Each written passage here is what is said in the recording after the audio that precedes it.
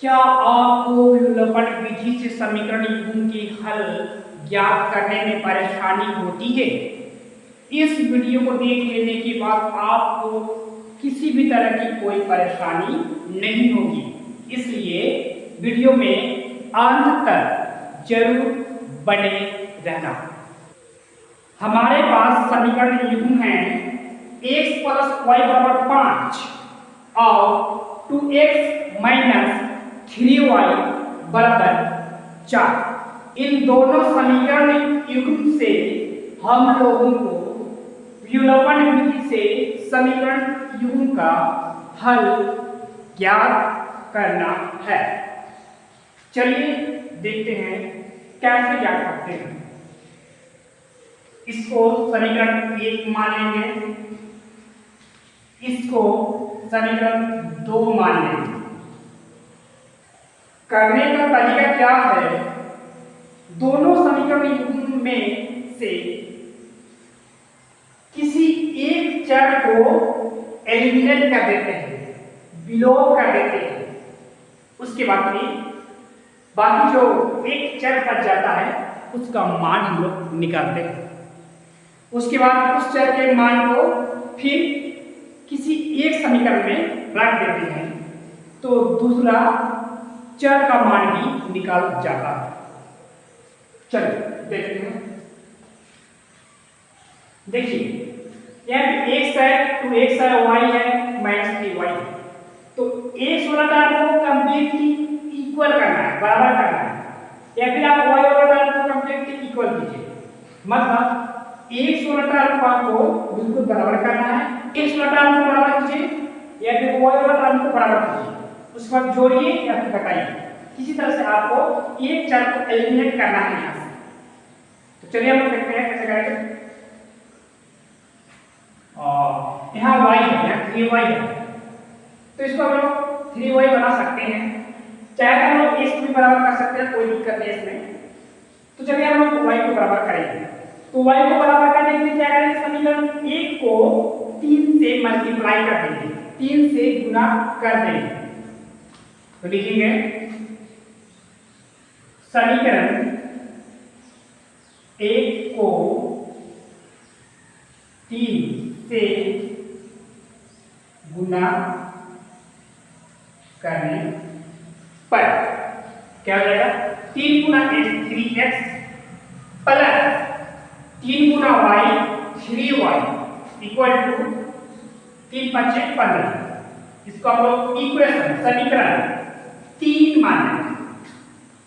अब देखिए यहाँ पे 3y है, -3y है, तो समीकरण 2 और 3 को जोड़ देंगे तो ये y वाला टर्म है एलिमिनेट होकर खत्म हो जाएगा। तो हम लोग लिखेंगे आगे समीकरण 2 और 3 को जोड़ने पर क्या लिखेंगे, जोड़ने पर। चलिए इधर आइए, जोड़ेंगे तो क्या हो जाएगा, 2x - 3y = 4, 3x + 3y = 15। जोड़ने पर चिन्ह सेम रहता है, साइन में चेंज नहीं होता है। जो प्लस रहेगा वो प्लस नहीं होगा, जो माइनस रहेगा वो माइनस नहीं होगा। तो सिंपली यहाँ पे जो कैंसिल हो रहा है तो हम लोग कैंसिल आउट कर देंगे। तो -3y है + 3y ये कैंसिल आउट हो जाएंगे, कैंसिल हो जाएंगे, काट दिए। अब यहाँ बचा 2x और 3x, 2x + 3x 5x equal to जोड़िए 19 ना 19 हो जाएगा, x = 90/5 x का मान है। अब इस x के मान को समीकरण 1 में रखिए या फिर समीकरण 2 में रखिए या फिर समीकरण 3 में रखिए और y का मान को कैलकुलेट कर दीजिए। जहां रखना आसान होगा वहीं रखिए, कहीं पर रख सकते हैं, आपका सभी जगह सेम y का मान आपका सेम आएगा, कोई दिक्कत की बात नहीं है। चलिए हम x के मान को समीकरण 1 में रख देंगे। यहाँ तक नोट कर लीजिए, हो गया ना? ठीक है। अब x का मान को समीकरण 1 में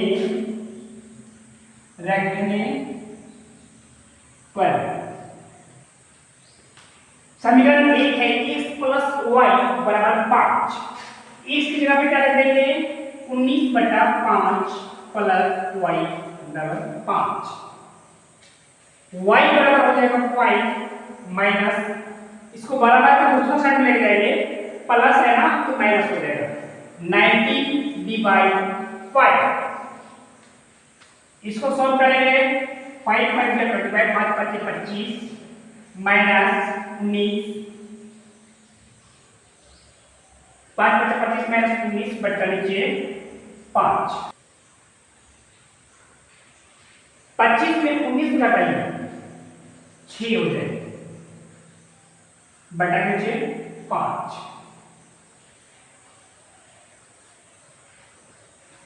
इसलिए हल हो गए x बराबर 19/5, y बराबर 6/5। इसलिए हल